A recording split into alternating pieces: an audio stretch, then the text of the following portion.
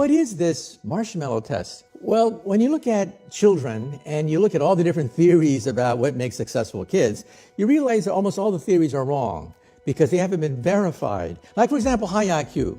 You have a lot of high IQ people who become marginal members of society. And so what is the one psychological test that correlates with success in life? And I found out that it's the marshmallow test. You get kids and ask them, do you want a marshmallow now or 2 marshmallows a few hours from now? And the kids that want the marshmallow now tend to be those that want shortcuts, those that don't want to do the hard work. They want the quick kill.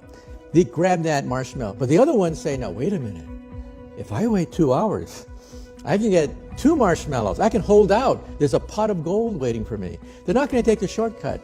And so you say to yourself, well, that's a test for kids. But then you track them decade by decade by decade.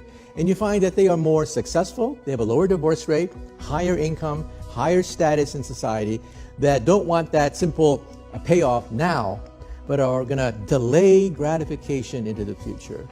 And so I realized that that's the key to success in life, not just science, but in life. Don't take the shortcuts. But can it be taught? Well, part of it is your personality that is formed when you're very young. Okay, let's be very clear about that. But I think that, yes, I think that, for example, it turns out that if you do the same thing with poor children and the same thing with middle-class children, it turns out that poor children will, in general, go for the quick kill because they know that things disappear real fast. If there's money in the house, it's gone in the future. If you can show people that there is a pot of gold out there, that yes, you hold out, you go to college, you'll learn the discipline, there's a pot of gold out there. You can learn to appreciate that fact. What we have in the brain that is different from animals is we understand time. We understand the future. My grandparents came to California 100 years ago. But imagine, back then, life expectancy was 49 years of age.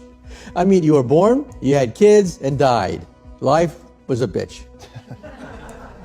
Now we have an increased lifespan. We have all the luxury goods. Instead of yelling out the window, which is what my grandparents did to communicate, we have the internet. And so when you look at it the long term, decade for decade, you realize the enormous progress that we've made. We constantly daydream, we scheme, we plot. We constantly think about what could be. Now let's do an experiment. Go home tonight and teach your dog the concept of tomorrow. Try it. Teach your dog the concept of tomorrow, the next week, the next year, and you realize you can't. Animals live in the present. And that's what I think intelligence is. Intelligence is being able to map the future, simulate the future. So if you get an experiment, people with low IQ and high IQ, put them in the same room, and you give them the same job, rob a bank. You'll find out that the low IQ people probably do a much better job of robbing a bank, plotting the bank robbery, than high IQ people who get all messed up with legal implications and stuff like that.